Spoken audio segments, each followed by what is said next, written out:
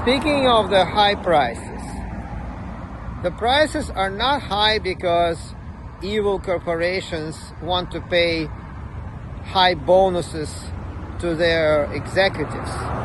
The prices are not high because of greedy landlords. The prices are high because of high costs of doing business.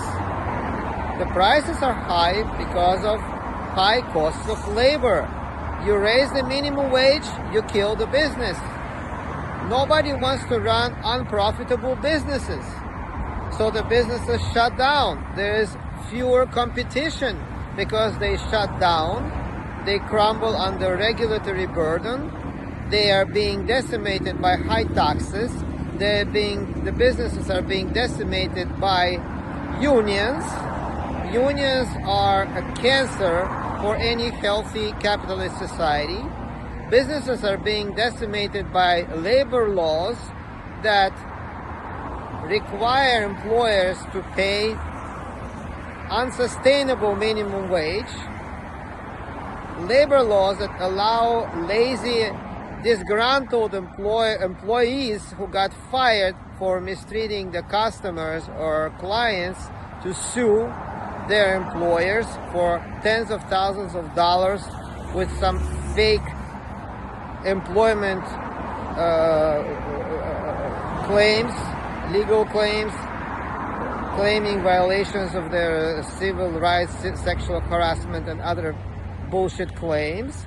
So that's why the prices are high. The prices are high because of high costs of doing business. And I would start with labor laws, actually, because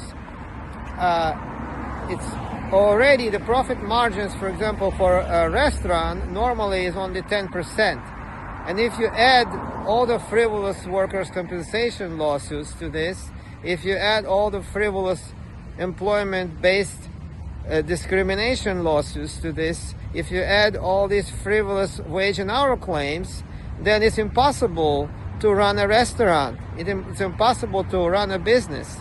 Now, why are these claims, why are they so damaging to the businesses, to those businesses that become targets of unscrupulous attorneys hired by disgruntled, greedy employees who want to make money instead of working by suing? Instead of working, they want to make money by suing. Why they're vulnerable? Because when you get, let's say they don't have to settle, they get served with a lawsuit by a lazy, negligent employee who got fired. Lazy, negligent employers claiming wage and hour claims, for example. Oh, I didn't get paid for lunch. Oh, they forced me to stay for 11 hours my job. They didn't respect my maternity leave or something like that. They called me during lunch. They bothered me on my cell phone. My employer bothered me when I was at lunch, etc. So if you deny all these allegations as an employer and you go to court and you start fighting, you tried fighting, they're gonna bring in a jury that is anti-business, anti-employer. The jury will always side with an employee because the jury consists of the same kind of lazy, disgruntled, negligent employees that sympathize with their with these people like them. They sympathize with people in their own position. The jury is not going to be made up of employers. If the juries were made up of employers, then all these fake lawsuits wouldn't need to be settled. They would have been dismissed. They would have lost, pretty much. The attorneys probably wouldn't have even filed them.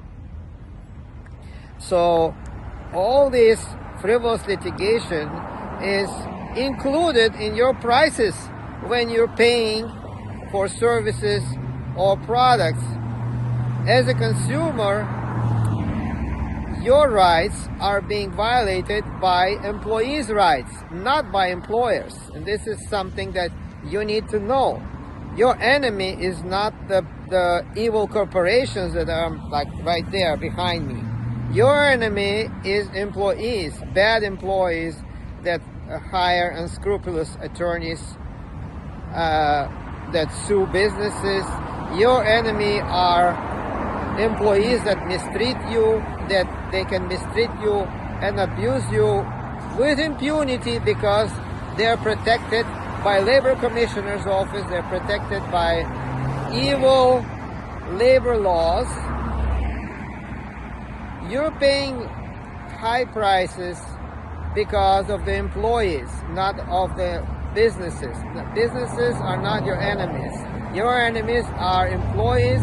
Your enemies are the government that passed all these terrible laws, terrible anti-business legislation.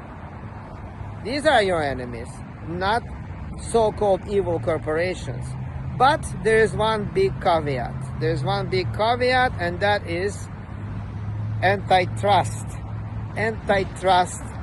legislation. There must be very strong antitrust legislation in place. There should be no monopolies. The monopolies need to be broken up. There must be a lot of competition in order for consumers to benefit. So on one hand, they have to roll back all these anti-business labor laws. On the other hand, they need to break up monopolies and force businesses to compete, and break up businesses so there would be basically priority given to small businesses. Small businesses are a lot more accountable to their customers than big businesses.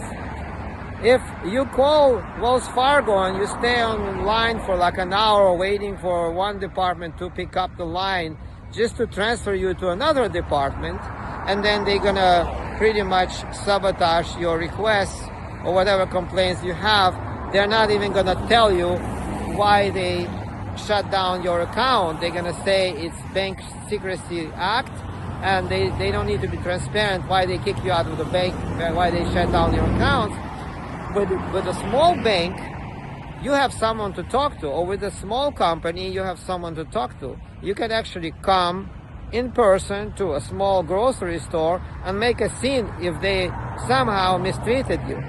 You can't do that with large corporation. Whatever business you take, if it's a big business, they're in a position to abuse their customers and do it with impunity.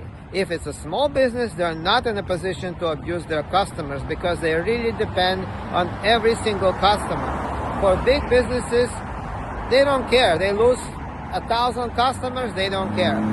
They need to lose 1 million customers and then they will start caring. So your personal complaint about bad customer service or some kind of mistreatment by a big company, they don't care about it. It means nothing to them. So that is one caveat. That is something where maybe even Mr.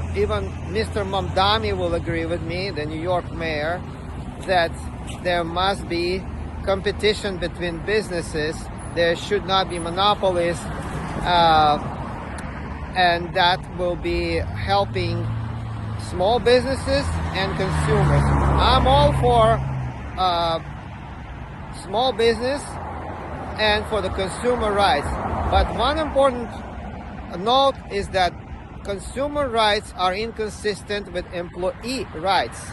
This issue, nobody raises this issue, that the consumers are being abused by employees with impunity because employers are powerless to do anything to punish them, because employers are afraid of being sued, and also because of the labor shortages. They need to keep bad employees on the job, unfortunately. If you really enjoyed this video, let's keep it between ourselves. Don't worry about liking it, subscribing for it, sharing with anybody. I don't care. I actually don't want you to spill the beans.